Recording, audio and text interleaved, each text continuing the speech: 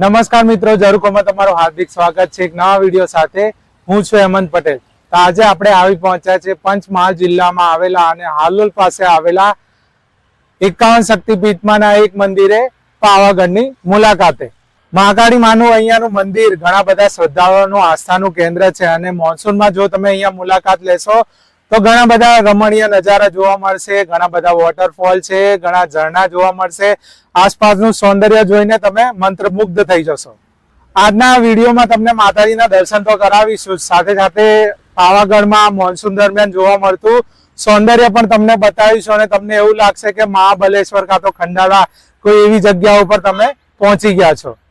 51 શક્તિપીઠમાંનું આ એક મંદિર પાવાગઢ તરીકે પ્રચલિત છે, પણ આ પાવાગઢ નામ કઈ રીતે પડ્યું એ હું તમને જણાવું. એવું કહેવાય છે કે આ જે પર્વત દેખાઈ રહ્યો છે તે જમીનની બહાર જેટલો છે તેટલો જ જમીનમાં અંદર પણ છે અને પા ભાગનો જ પર્વત દ્રષ્ટિગોચર થાય છે, એટલે તેને પાવાગઢ નામ આપવામાં આવ્યું. એવું કહેવામાં આવે છે કે પુરાતન સમયમાં ભૂકંપ અને જ્વાળામુખીના કારણે આ પર્વતનું નિર્માણ થયું હતું અને પર્વતની હાઈટ 800 મીટર જેટલી છે. અત્યારે આપણે માચી જવાના અડધા રસ્તા ઉપર છીએ. હવે આપણે માચી તરફ આગળ જઈશું, રસ્તામાં જોવા મળતા સુંદર તમને દ્રશ્યો બતાવીશું અને ત્યારબાદ આપણે રોપવે લઈને મંદિરના દર્શને આગળ જઈશું.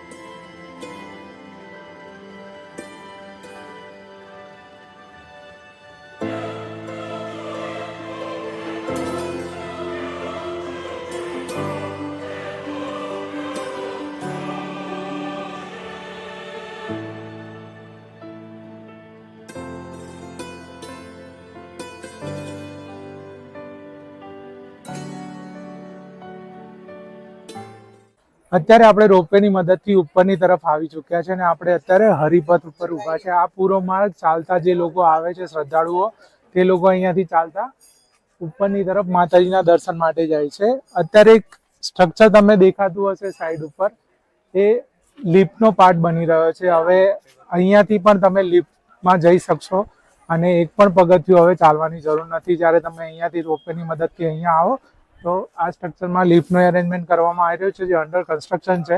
થોડા સમયમાં ચાલુ પણ થઈ જશે અને પછી તમે મંદિર તરફ સીધા જ અહીંયાથી જઈ શકશો. હવે આપણે હરિપથથી આગળ જઈએ માતાજીના દર્શન માટે.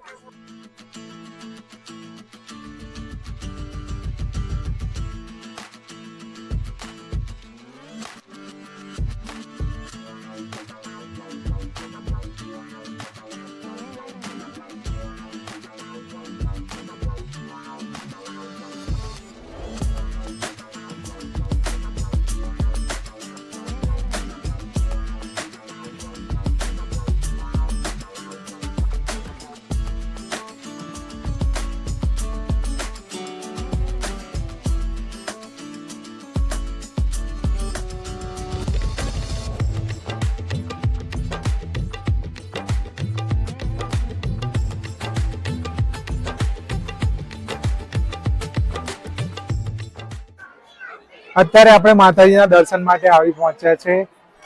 કહેવામાં આવે છે કે માતાજીના જમણા પગનો અંગૂઠો અહીંયા પડ્યો હતો અને તેટલા માટે જ આ જગ્યા 51 શક્તિપીઠમાં આવે છે.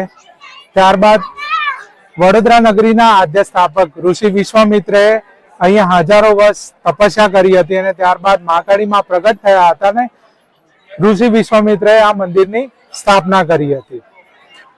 કહેવામાં આવે છે કે પ્રભુ શ્રીરામ પણ આ મંદિરની મુલાકાતે માતાજીના દર્શન માટે આવી ચૂકેલા છે અને વિશ્વામિત્ર ઋષિ દ્વારા આ મંદિરની સ્થાપના કરેલી હોવાથી અહીંયા નીકળતી નદી, જે અહીંયા તમે માચીથી થોડીક આગળ જઈને તમે એ નદીના દર્શન કરી શકો છો, તે નદીનો ઉદ્ગમ અહીંયાથી થાય છે અને વિશ્વામિત્ર ઋષિ દ્વારા આ મંદિરની સ્થાપના કરેલી હોવાથી તે નદીનું નામ વિશ્વામિત્રી નદી રાખવામાં આવેલું છે. લગભગ 500 વર્ષ સુધી અને આઝાદીના 75 વર્ષ બાદ પણ આ મંદિર ઉપર ધજા નથી ફરકી, કારણ કે આની ઉપર એક દરગાહ આવેલી હશે. જો તમે 2022 પહેલા આ મંદિરની મુલાકાતે આવ્યા હશો તો મંદિરની ઉપરની તરફ એક દરગાહ પણ હતી. મંદિરના નવીનીકરણનું બીડું માનનીય પ્રધાનમંત્રી શ્રી નરેન્દ્ર મોદી દ્વારા લેવામાં આવ્યું હતું અને 18 જૂન 2022ના દિવસે આ નવા મંદિરનું લોકાર્પણ કરવામાં આવ્યું હતું.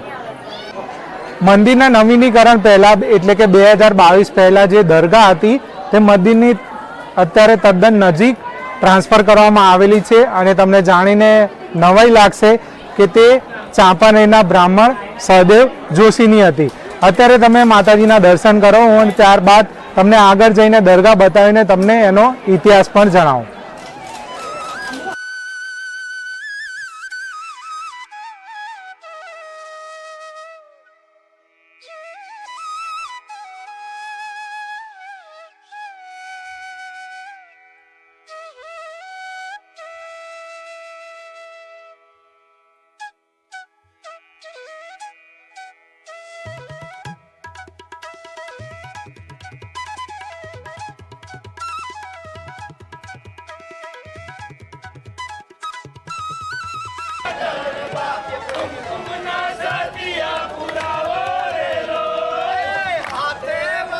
જ્યારે પાવાગઢનું પતન થયું ત્યારે મોહમ્મદ બેગડા દ્વારા આ મંદિર ખંડિત થવાનું હતું.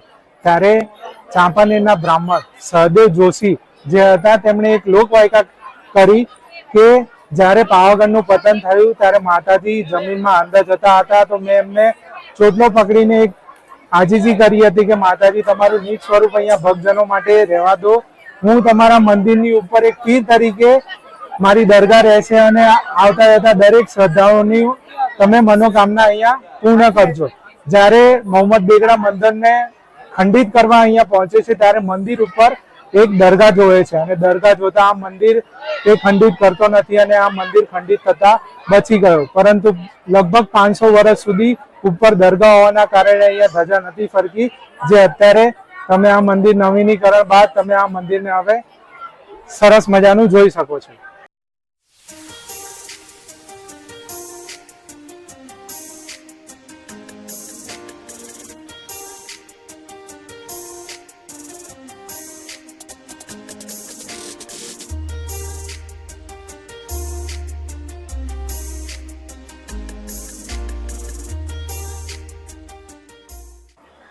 તો અત્યારે હું મંદિરના દર્શન કરીને નીચેની તરફ આવી ચૂક્યો છું. ખાસ કરીને રોપવેમાં વેઇટિંગ ટાઈમ ઘણો બધો વધારે છે. જો તમે આવો તો ઓનલાઈન બુકિંગનું ખાસ ધ્યાન રાખજો અને ઓનલાઈન બુકિંગ 24 અવર પહેલા જ થાય છે. તો તમે ઓનલાઈન સાઇટ ઉપર જે સાઇટ ઉપરથી બુકિંગ થાય છે તેનું ડિસ્ક્રિપ્શનમાં હું ડિટેલ આપી દઈશ. બુકિંગ ઓનલાઈન કરીને આવશો તો તમારો ઘણો બધો મહત્વપૂર્ણ ટાઈમ બચશે. હવે હું વિડીયોને અંત આપીશ. જો વિડીયો તમને પસંદ આવ્યો હોય તો વિડીયોને ચોક્કસથી એક લાઈક આપજો. તમારા ફ્રેન્ડ્સ અને ફેમિલી સાથે અવશ્યથી શેર કરજો અને અમારા આવા અવનવા વિડીયો જોવા માટે અમારી ચેનલને સબસ્ક્રાઇબ કરવાનું ચૂકશો નહીં. હવે ફરીથી મળીશું એક નવી જગ્યાએ એક નવી વાત સાથે. ત્યાં સુધી બાય બાય. જય માતાજી.